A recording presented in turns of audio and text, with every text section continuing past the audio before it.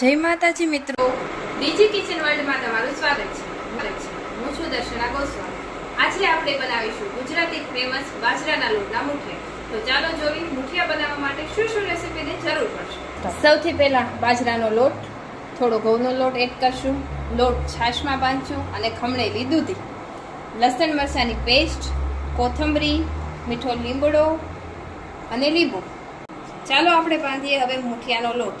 મુઠિયા બનાવવા માટે સૌથી મુખ્ય છે એનો લોટ બાંધવો, જેમાં આપણે પહેલાં નાખશું દૂધી. દૂધીને ધોવાની નથી, કેમ કે જો તમે ધોઈને નાખશો તો એમાં બહુ પાણી આવી જશે, તો લોટ એકદમ ઢીલો થઈ જશે. એટલે ધોયા વગરની દૂધી નાખવાની છે. લોટને છાશમાં બાંધવાનો છે અને એની પહેલાં આપણે નાખશું બધો મસાલો. મરચું થોડું તમારા સ્વાદ પ્રમાણે, તમે જેટલું તીખું ખાતા હોય એટલું, હળદર એ પણ તમને જે યોગ્ય લાગે એ પ્રમાણે, ધાણા જીરું, લસણ મરચાંની પેસ્ટ. કોક આદુ પણ નાખતું હોય છે જેને પસંદ હોય, બાકી તમે લસણ અને મરચાંની પેસ્ટ નાખી શકો છો, એનો સ્વાદ બહુ સરસ આવે છે.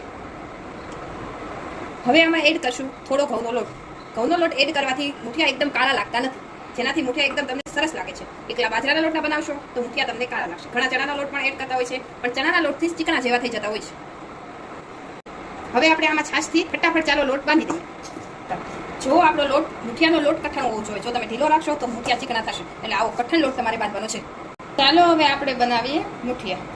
જો લોટ કડક હશે તો એકદમ ઇઝીલી બની જશે મુઠિયા, અને એમાં તમારે તકલીફ પણ નહીં પડે અને મુઠિયા પણ બહુ સરસ બનશે. આ રીતે તમારે અંદર મૂકવા માંડવાના છે. આપણા બધા મુઠિયા રેડી થઈ ગયા છે. હવે આને આપણે 10 મિનિટ માટે ફ્લેમ ઉપર મૂકી દઈશું. આપણે આને ઢાંકી દઈશું અને 10 મિનિટ માટે સ્લો ફ્લેમ ઉપર મૂકી દઈશું. હવે આપણે જોઈએ આપણા મુઠિયા ચડી ગયા કે નહીં. આ રીતે તમે નાનું અમથું કટ કરી ટેસ્ટ કરી શકો છો. ચડી ગયા. હવે આપણે ચીપિયા કરીને એક એક મુઠિયા આ રીતે કાઢી લઈશું. આ બહુ ગરમ હોય છે એટલે આને તમારે સીધા હાથવા નહીં, આ રીતે અલગ અલગ કાઢી લો. આ રીતે તમે મુઠિયાને કટ કરી શકો છો. મુઠિયા કટ કરી પછી વઘારવાના છે. ચાલો આપણે મુઠિયા વઘારી નાખીએ. આપણા મુઠિયા એકદમ કટિંગ થઈને રેડી થઈ ગયા છે. તેલ મુકાઈ ગયું છે અને તેલ આપણું થોડું ગરમ પણ થઈ ગયું છે. તો સૌથી પહેલા આપણે આમાં રાખશું રાઈ, જીરું,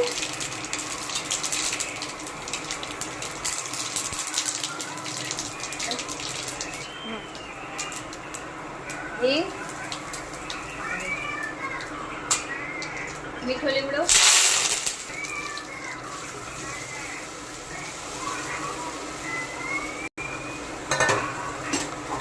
અને હવે આપણે આને હલાવી નાખીશું.